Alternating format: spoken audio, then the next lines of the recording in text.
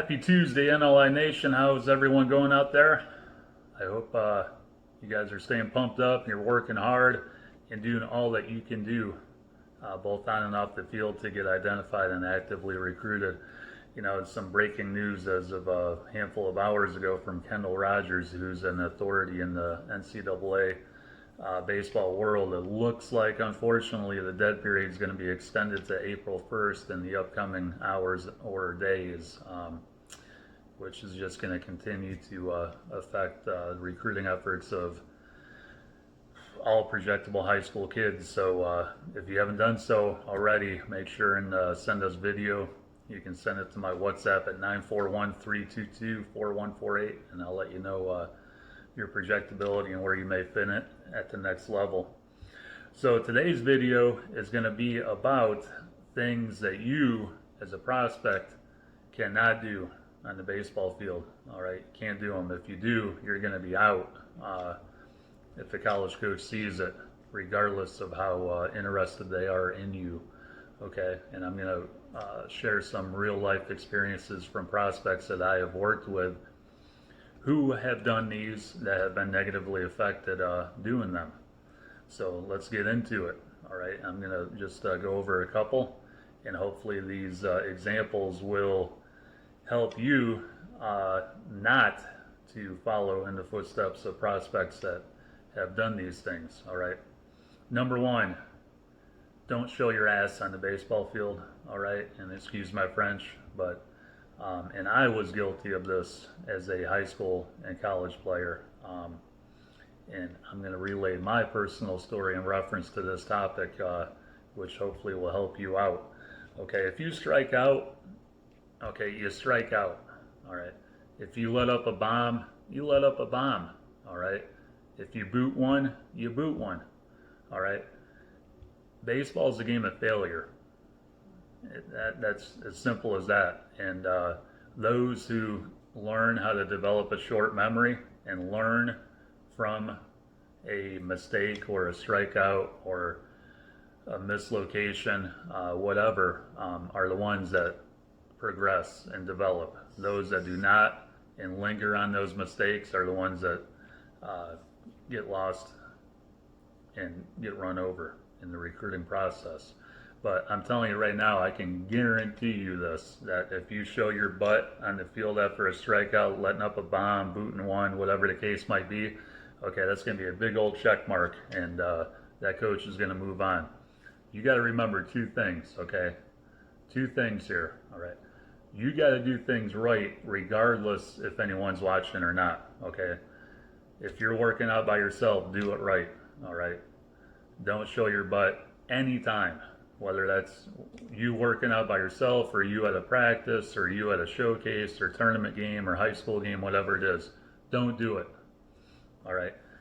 Unfortunately, when I was a high school player, and many of my friends know this in upstate New York who might be watching this video, I had a horrible temper. Horrible. And it affected my recruiting process way back when. And looking back at it now, I kick myself in the butt for doing it. You know, I would strike out, go in the dugout and smash a water cooler or do something stupid like that. Just don't do it, guys. All right, it's going to affect you negatively, and coaches are looking for reasons more not to recruit you than they are for reasons to recruit you. Okay, let me repeat that.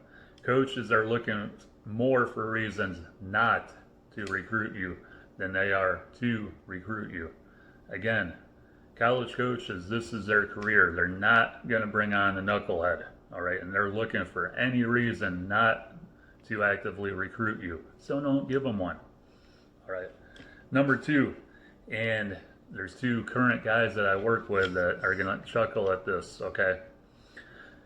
Do not have long hair, all right? And what is long hair? For me and for a lot of college coaches, hair that goes below the collar line is long hair, all right? This isn't a fashion show, guys, all right? You might have that nice flow going on, and, you know, you're getting all the kinds of looks that you want to get in high school and when you're hanging out with friends and stuff from some girls and stuff, but guess what? It's not going to fly on the baseball field. All right, one of my prospects, and he knows who he is. I'm not going to mention his name. I gave him a call a few days ago because a college coach called me up and said, "Hey, I like this kid, but tell him to cut his freaking hair." All right, that just happened within the last 7 days. Cut your hair, look professional, because guess what? Getting recruited is a 24/7 interview. So don't give them a reason. That's a very correctable issue on your behalf before it becomes an issue. So do it. Number 3, all right, and I've discussed this before, but I'm going to discuss it again. And this isn't necessarily on the field, okay, but it's part of the recruiting process.